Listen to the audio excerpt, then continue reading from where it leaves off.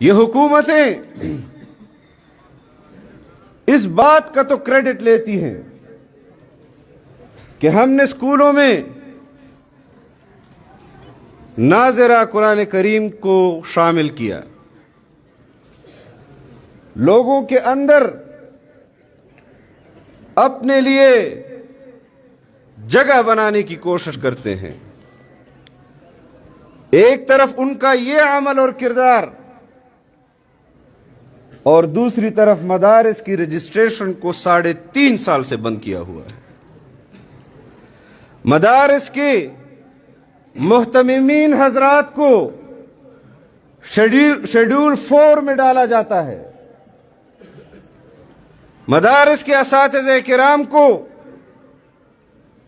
4th schedule میں ڈالا جاتا ہے، ان پر کیسز بنائے جاتے ہیں،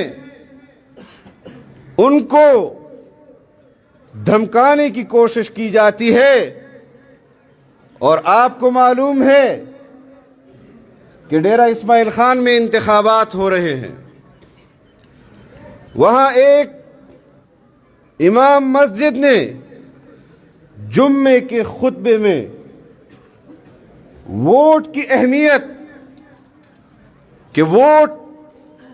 یہ بیعت ہے اور اس کو اہل لوگوں کے سپرد کرنا چاہیے، اس کا نتیجہ یہ ہوا کہ علماء کے مخالف ایک وزیر، آپ بھی ان کو سنتے ہیں، پوری حکومتی مشینری، ذلی مشینری اس کے خلاف لگا دی کہ اس مسجد کو سرکاری تحویل میں لے کر اس مولوی کو اس مسجد سے فارغ کر دو۔ اور یہ ایک ضلع کا واقعہ نہیں، ہر ضلع کے اندر حکومت انتظامیہ کو مجبور کر کے مدارس کے اوپر دباؤ بڑھا رہی ہے۔ لیکن میں آج اہل مدارس کے اس مبارک مجلس سے صوبے کے حکمرانوں کو بھی یہ پیغام دینا چاہتا ہوں، مرکز کے حکمرانوں کو بھی یہ پیغام دینا چاہتا ہوں کہ جس ایجنڈے کے تحت تمہیں اس ملک پر مسلط کیا گیا تھا، ہم نے پہلے دن سے ہی تمہیں حاکم نہیں تسلیم کیا، اور جو تمہارے اقدامات مدارس کے خلاف ہیں، مساجد کے خلاف ہے، علماء کرام کے خلاف ہے، تو پھر دلی دروازے پر ان علماء کرام کی اس تاریخ کو بھی پڑھ لو کہ جس نے جلتے ہوئے آگ میں خود کو دھکیل دیا، لیکن فرنگی کے خلاف سر جھکانے سے انکار کیا۔ آج بھی ہم فرنگیوں کے ان نوکروں کے سامنے سر جھکانے سے انکار کرتے ہیں۔ نعرہ تکبیر! نعرہ تکبیر! زندہ ہے جمعیت! زندہ ہے جمعیت! مفتی اسد محمود سے اور ہمارے اکابر اور اسلاف جن کے ذریعے ہمیں قرآن اور حدیث کی تعلیم پہنچی ہے،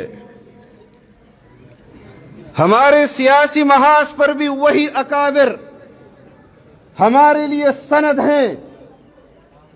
جناب نبی کریم صلی اللہ علیہ وسلم تک۔ اور ہمارے انہی اکابر نے ہمیں اپنی خواہش کا بھی اظہار کر دیا کہ مولانا قاسم نانوتوی رحمہ اللہ نے فرمایا کہ میری خواہش ہے کہ دارالعلوم کا ہر تعلیم یافتہ سامراج کے محل میں شگاف کر دے۔ سو آج آپ نے افغانستان کے اندر بھی دیکھا کہ امریکہ اپنی پوری طاقت کے ساتھ افغانستان آیا، اتحادیوں کے سمیت آیا، لیکن ان خاک نشینوں نے اپنے وطن اور ناموس کی عزت کی خاطر، اپنے اسلامی جذبے کی خاطر افغان قوم کی آزادی کی جنگ لڑی، اس کے لیے جدوجہد کی، قربانیاں دی۔ امریکہ اپنے غرور کو خاک میں دیکھتے ہوئے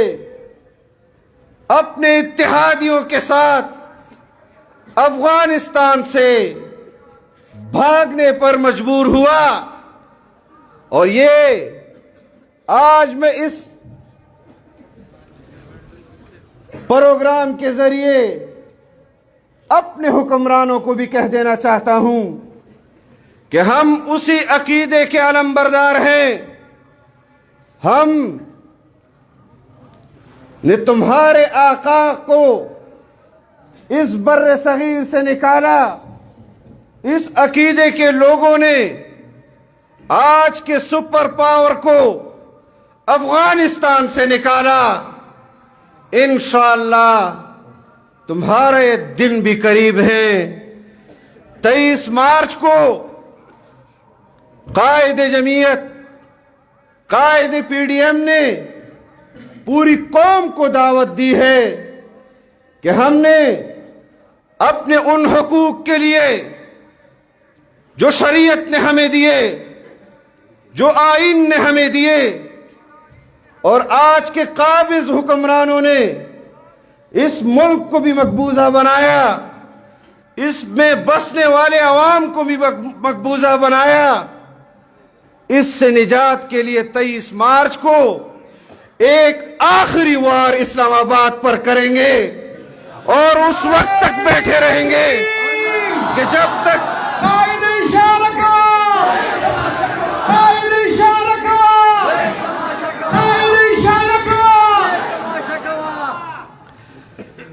تک ہم اس قوم کے آئینی حقوق کو تحفظ نہیں فراہم کر دیتے۔ آج دنیا میں پاکستان کے خلاف پروپیگنڈے کیے جاتے ہیں،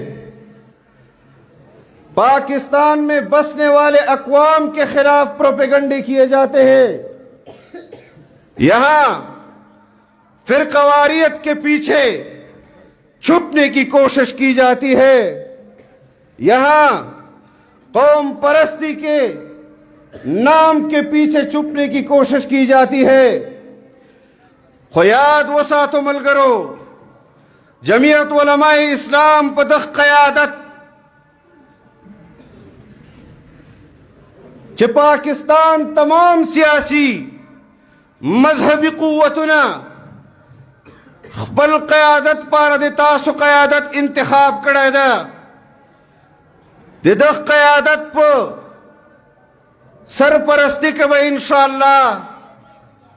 په دغه وطن کې اسلام هم ګټو، پښتو به هم ګټو انشاءاللہ۔